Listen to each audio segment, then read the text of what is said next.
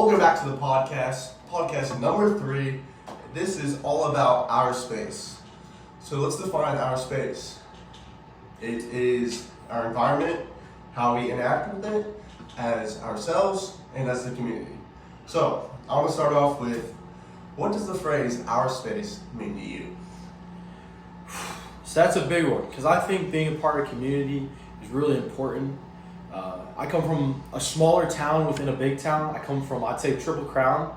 It's a pretty tight-knit community. We have a lot of shared spaces. We have the golf course, country club.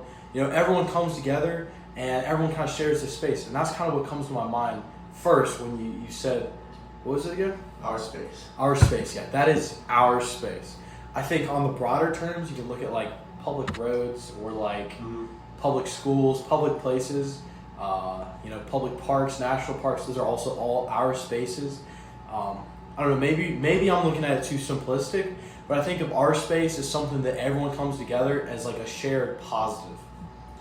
Yeah, I view it kind of the same way. What do you think? For my space, like our space, I view it like from my house to my city to my state to my country, then to the world. I got you. You know, So I it's split like it in those. stacks on each other. Yeah. Do you feel like people today feel more connected or disconnected from the environment? I mean, I'll tell you straight up, people are way more disconnected now than ever. I'll give you a story. So, my parents, they came to UK, we're at UK. They were telling me before I came about all these shared spaces, how everyone comes together. On Friday night, everyone goes down to the volleyball courts, watches each other play volleyball. Like, the whole school's there. Yeah. Everyone goes to these community spaces. They had like a little cafeteria area inside the dorm that everyone went to. Flash forward to today. I don't see that at all. I don't see anyone ever on the basketball courts outside. I'll see people on the inside courts, but those are people that all know each other. I see people at the gym, but no one's really interacting. No one's ever really in our cafeteria or like kitchen space here in our dorm. I never see anyone. No one's ever really in the study rooms interacting together. No one's ever sitting in chairs talking to each other. I'm just going to be real. No one socializes like I heard they used to. Yeah, I don't want to sound like an old person, but I think a little bit is due to the phones.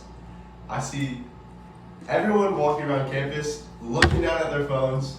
They don't really care about their environment, Like, we college kids, like, we're willing to get hit by a car, Because we're just looking at our phones. No, 100%. I also think everyone having, like, a TV in their dorm, I mean, I'm guilty of it. I got my PlayStation hooked up. I'm in there playing Minecraft. I could be socializing, but there's also, like, I guess a shared, like, brain, and, like, I know that if I go to these social places, I'm going to be the only one sitting there. There's not going to be anyone else out there.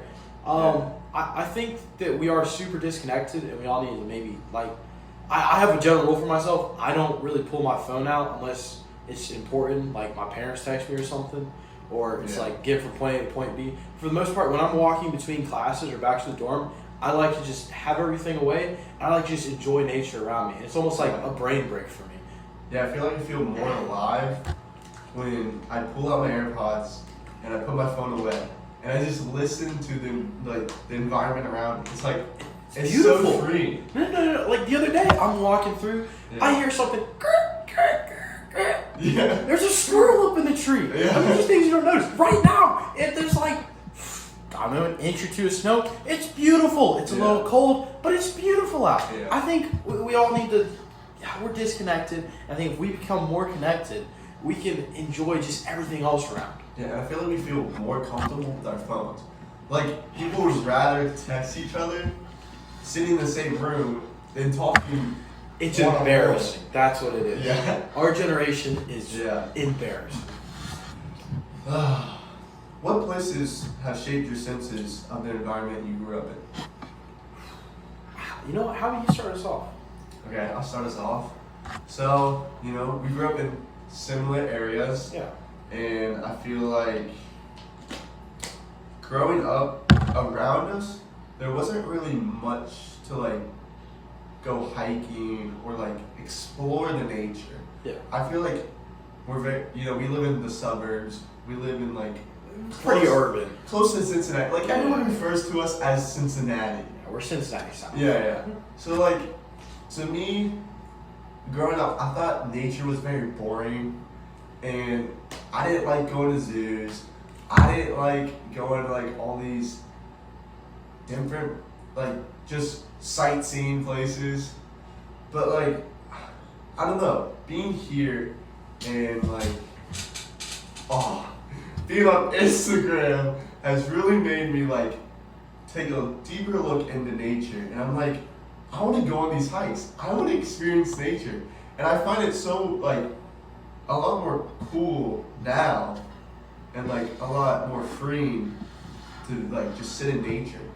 But like back then, to me, I was just like, nature's so weird. Like, this is so boring. Why would people just sit here? Oh, I get that. I think it just has to do with like my brain has developed and I've experienced different things. But yeah, I guess it just goes back to like where I lived, and there wasn't really much like, I mean, I went outside, but I never went into the woods. You went outside, but you didn't touch grass. I stayed on the playground. We didn't have nature parks. I mean, I Yeah. guess we had Big Bone and Lick, but that's 25, 30-minute drive. I There's mean, like nobody if there. you wanted anything nature-based, you had to drive 30 minutes. Yeah. Hop on a major freeway and get somewhere. Yeah. Like, we just didn't have the access. No. So, swinging back the question. Yeah. How about you? How did your sense of environment get shaped when you were growing up? So, I'm going to take a completely different approach. I guess not as much of a, like, straight to the question of environment. I'm going to take environment as more of a broader topic. Okay. I'm going to say sports. Okay. Being a part of teams, playing basketball, football, I think that really shaped, what did you say, sense of the environment? Sense of community? Yeah, well, no, sense of community. What was the question? It was all about your sense of environment.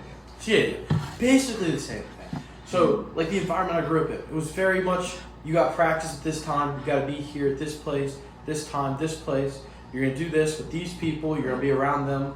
And I think that environment kind of showed, helped me push into a leadership role. But I think the environment was like, you have people around you that can help you out. And I think that was important for me growing up, knowing that I can rely on other people, where I know a lot of people don't grow up in those environments. Yeah. But I think it also showed me a major thing, that sometimes there's people there, but they don't have the best interest for you. Yeah. There's a lot of people, they're coming for your spot. They want you. You may be buddy here, but they'll do anything to be on top. And I think that environment and the competitiveness and just everything of being in sports my entire life leading up to now has really shaped me in the way I think of the world, the way I look at everyone, and just the way I am today. Yeah, that's a good point. I've just been looking at environment as like nature. I see. I guess when you said it, I immediately thought bigger than just nature. Honestly, when you said environment, I didn't even think about nature. Yeah, you just thought like of The atmosphere in which you grew up in. yeah, like what's around you. Not so much like the Like a world, home environment? but the people. Yes, exactly. Yeah. I like that.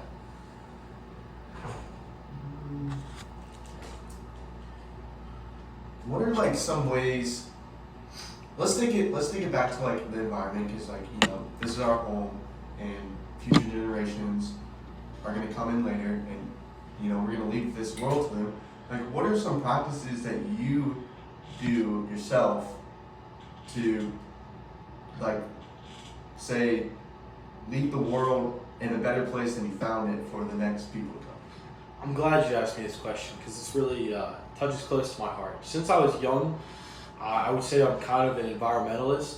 Not like full-blown like Green Party, but like Yeah. I care about nature, I care about animals, I care about everything. I've been recycling. So I guess you asked me, what have I been doing? Yeah. I guess nothing crazy, but the biggest one to me is I've been recycling since I was, maybe 4th grade, separate from my family. My family didn't really care about recycling. I mean, we had a recycling bin, and they throw like the big boxes or whatever, but I would make sure that anything I had, I would have a separate recycling bin. And so all my water bottles and my cardboard, everything would go to that. So I've always made sure to recycle and split my stuff into recycling and waste. And this is so that we can reuse some of the plastics. Because those plastics, they're just sitting in our ground. Yeah. And I feel like everyone's talking about the massive issues like global warming and everything, and all these are connected. But going back to when we were younger and they were telling us reduce, reuse, recycle, that's one that's really stuck with me. That circle image. And I'm thinking, I know me alone won't have a massive impact, but if there's a bunch of people like me out there, maybe we'll at least have some sort of smaller impact so that, 100, 200, 300 years from now, they're not just like living in plastic, microplastic, just waste everywhere. Yeah. And so I think, I don't know, I guess recycling is my big one. Yeah. Every person's part matters. So what about you? Oh, for me, my family, we didn't do much recycling. Like, we basically. No, it's fine. But is there anything else you do to help the environment? Or do you just not? Not like pushing them. I mean, my grandparents. Not to put you not to put you in a bad split. Yeah, but like, were you not like knowledgeable on the subject before now? Like, I think we're just not knowledgeable on the subject, and like so many people now just don't care. Yeah. And like there's a study. It was like 8% of plastics. Like only 8% of plastics can actually be recycled, and it takes up a lot. It takes a lot of work to actually recycle plastics. So most plastics just end up in landfills. yeah. So people are like, what's the point of recycling? And that's the view I had. But then I learned like there's so much more to be recycled. Like there's glass, there's cardboard, there's aluminum. Like all those things are so easy to recycle, and like even for aluminum, you can get paid to recycle it. So like it's not that recycling is useless. It's just that plastic is like one of the most like unrecyclable things out there. So we have to use other things like with the wheel, the reuse. Reduce, reuse, recycle. Yeah, we need to like reduce our use of plastic, or we need to reuse the plastic bottles, which I feel like we have a bad habit because all we drink is these plastic water bottles. But it's harder in a college dorm because to get water, you either have to walk to the 90, or you drink tap water, and it's like that's a lot of work. So why not just get these bottled waters? They're so much easier. And I don't know. I just haven't really been much of a recycler, or like. Okay. It sounds so but bad. Stray away from recycling. What about like pollution? Do you pollute? Do you pick up waste? I mean, if I see like some trash on the floor, I'll pick it up. But like, I feel like for most things, I just turn a blind eye. Like, I'm just like. Which I think most people do. Yeah, because I'm guilty of it too. I think people are just lazy and unsanitary. Yeah, because I went to Germany, and they have like these 5 different bins for recycling. I was like, that is so crazy. That's so much work. Yeah. We would never do that in the United States. And it's just a different different way of doing things over there, and they get fined for not doing it. But here, like, we don't get fined for not. I mean, people just throw their trash in the freeway because they're like, oh, the prisoners will come by and pick it up. Like, I do hate that. It's disgusting. I think from going in this class and like learning all this stuff, I've become more aware of these issues, and also, I don't know. I think I can do better. Yeah. Moving forward, and yeah.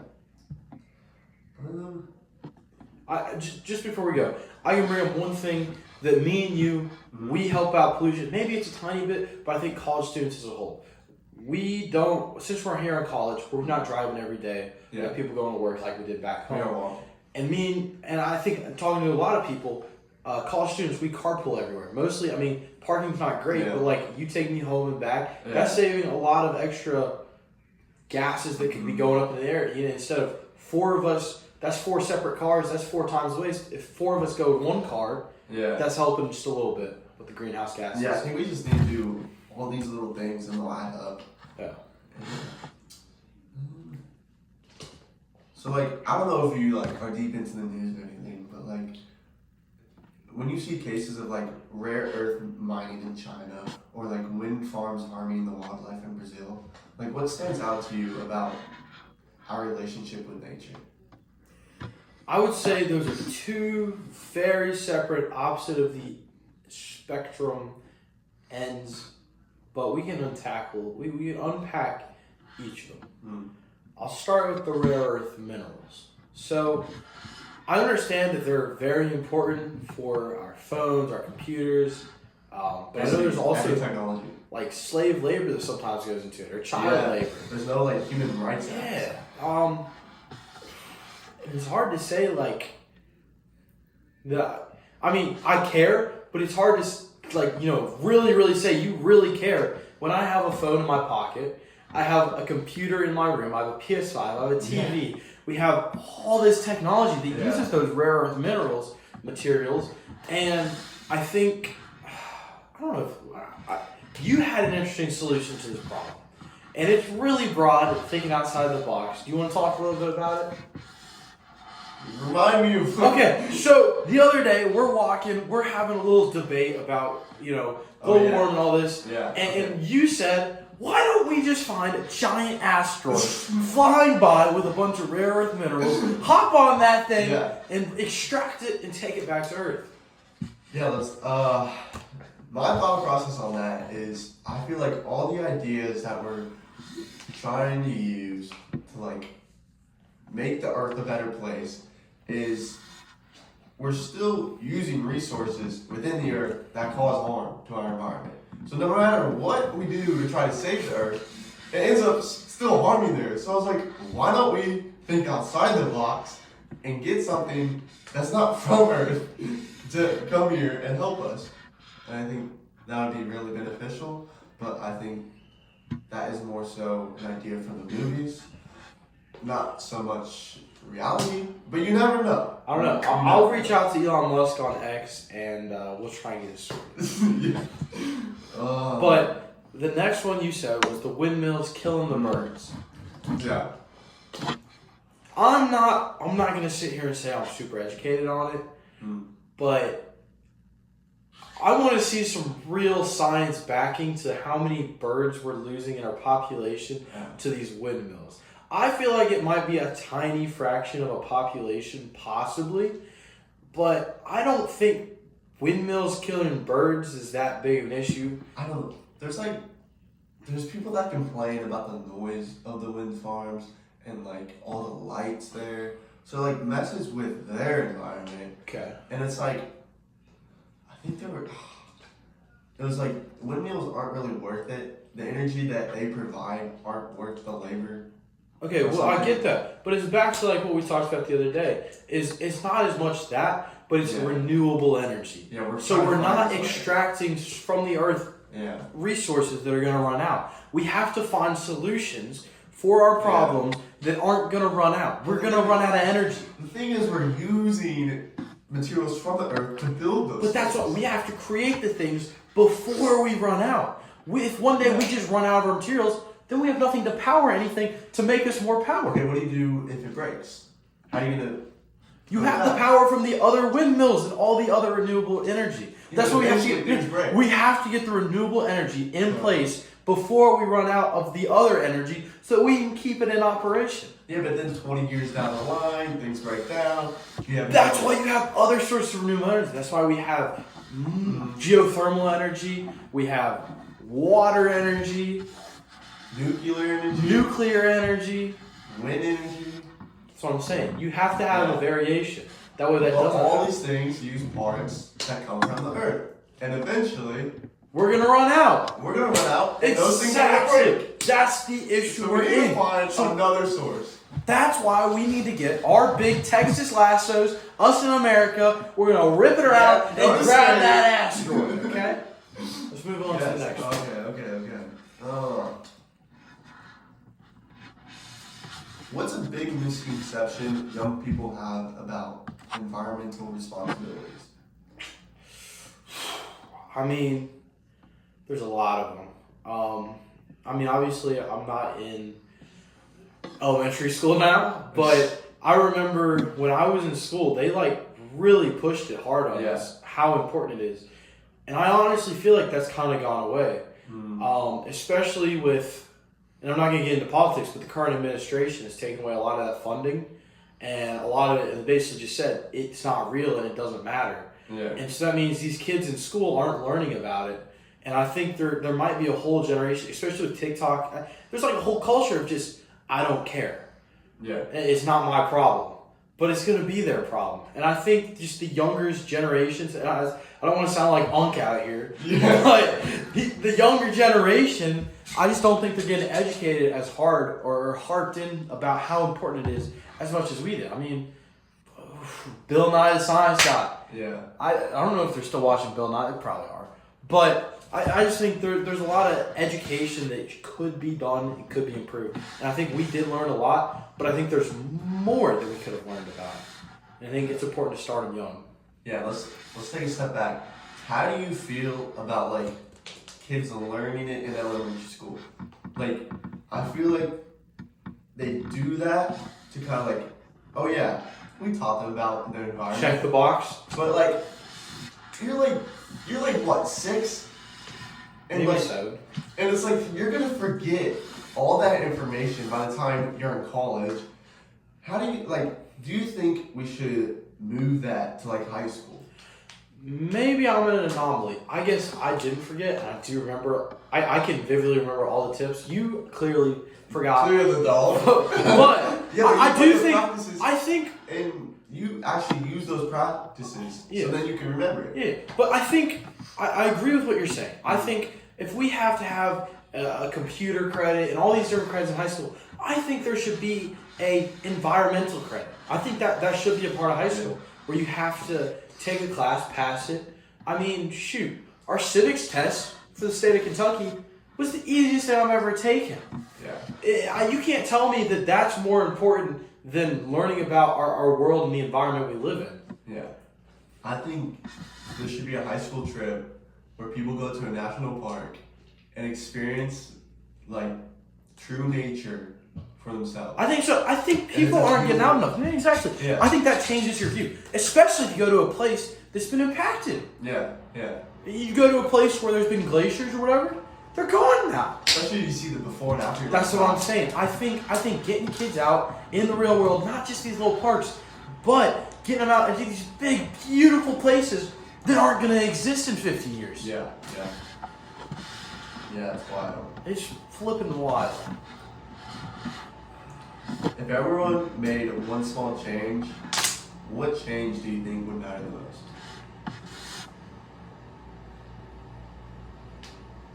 If everyone were to make one small change, What would that change be? I think that if everybody, there's 2 rules, okay? I'm cheating your question. Mm-hmm. 2 rules. I think if everyone didn't use as much water, Yeah. and I think everyone drove a little less, used a little more public transit. Mm-hmm. Okay. Okay? Wait. Hold on. I'll wait. And used less, just less materials in general. I think we use so many materials. And so I think if everyone just used a little less, not even a ton, but if everyone did their part and maybe cut out 15% of what they used, I think we would see exponentially how much better our world would be doing. Okay. Yeah, I want to debate this a little bit before I Okay, go into let's my debate small it. change. So for the water one, we all drink water, and all these AI server farms, if we want to call them farms, they need water to cool. So we're already using way more water for this. Okay, AI but stuff. does it need clean water? No, I think. I think, okay. I think it uses like seawater and like it uses all those different I was forms. gonna of water. say, because we only have, I know when we were in elementary school, they said 3% of the world's water is clean, and it was getting down to 2.5%. I think we're even lower. We might be at 2%, which is really Yeah, scary. so maybe the water one doesn't really matter as much. But it's like, okay, I'm guilty of it. You're maybe not as guilty of it, but I know my household personally. Showers. You don't need to take a 30-minute shower. Oh. That's so much waste of clean water. My siblings just let it run. Yeah. That's what I'm saying. There's so much wasted water there. Yeah. And that was something they taught us in elementary school. And I think if everyone just took like 4 or 5 minute showers, clean your body, get everything done. Or take a bath. You know? Yeah, I mean that works too. Then you can take it longer because like. Yeah, but I I'm mean using it's the kind of same- gross, but we can get into that later. Anyways, I think we just need to cut back on the water because it also takes a lot of energy to produce. If we are wanting to do a reverse osmosis and desalinify water from the ocean, that takes a ton of energy. It's too expensive at this current state. Yeah. So we gotta protect the clean water resource we have right now. Yeah, and then about the public transportation, I think in like countries on the other side of the world where they're smaller, it's perfect. Yeah. But here in the U.S., Oh, it's a driving nation. It's a yeah, driving culture. we drive like 10 hours to get to one destination. You know? 100%. And it's like, it's not as, what's the word? It's not as practical. Okay, I have a creative solution. Okay. Carpool tax. Isn't that Uber? No. Okay, let's hear it. I think if you have a certain number of, I don't know, carpool Mm. amounts, like say you have to have, I don't know, 4 people in your vehicle, and you do everything, you document it or whatever, and you send it in, you can get tax relief. Okay. So it will incentivize people to carpool more, which means less people are going to be driving on the roads. You're going to have less cars, Yeah, but less then, traffic. There's Document. 4 people on the top. Yeah, but people can fake that. Okay, that's You could have some way. But there's I don't know. always there's Don't always know the details. Okay, I want to say we probably don't have the technology right now, Yeah. but It's AI is getting exciting. crazy enough. Yeah. That I think you can have trackers and like cameras because like California they have carpool lanes, Mhm. and I think if there could be something like you driving and you got your license plate, it snaps a picture, Yeah. and like you gotta like go through a little checkpoint maybe and be like, okay, you got 1, 2, 3, 4 people, boom, go through the People aren't carpool gonna lane. like that. People aren't gonna like it, They're gonna be like, they're stealing my identity. but they don't. Well, they don't have to do it if they don't want the tax relief. That's true. Okay, I like that. I don't know. It's just spitball. Alright, for my small change, I think if everyone stopped using so much plastic, we could do a lot better. Like switch to glass. I think if we switch to glass, that would be a change. That would have us. I like it. Yeah. Glass is much more reusable, much more recyclable, Yep. like you said.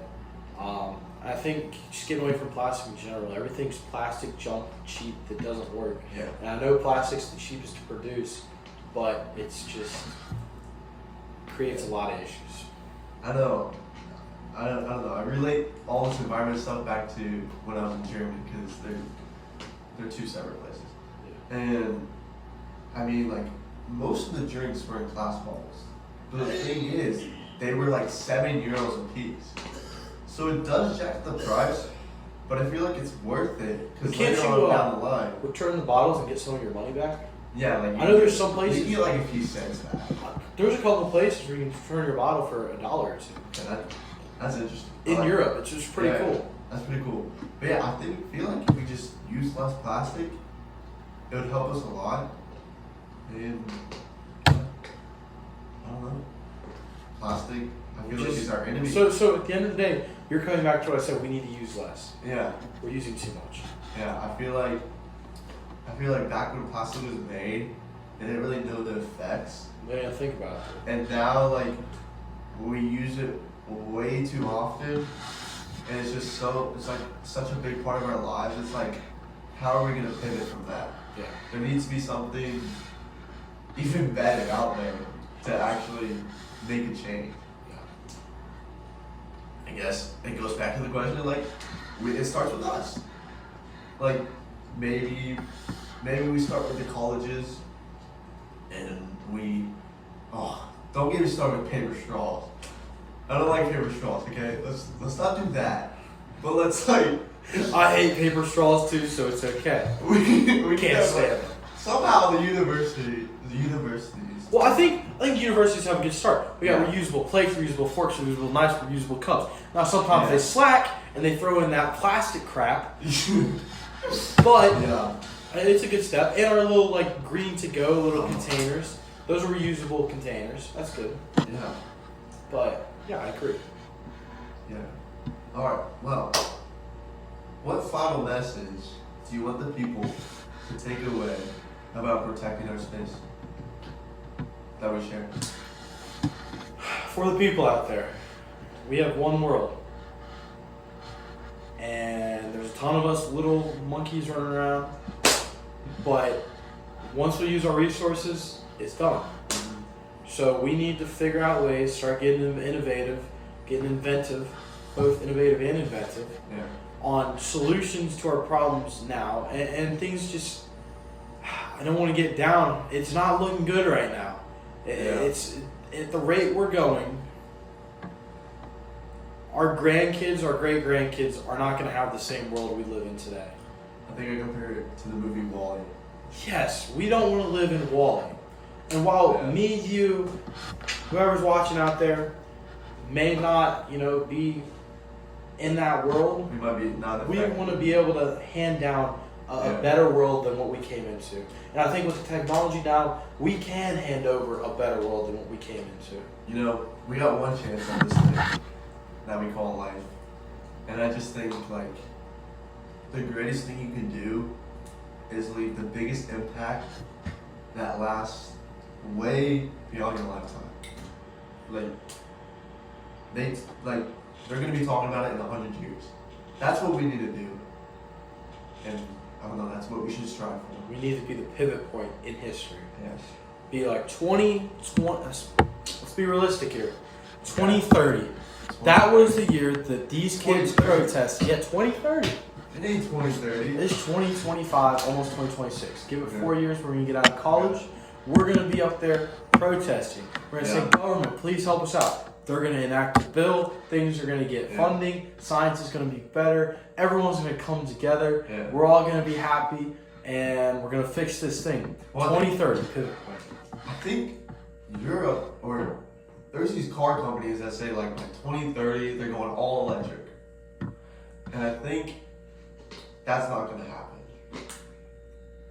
Well, until next time, thank you for watching.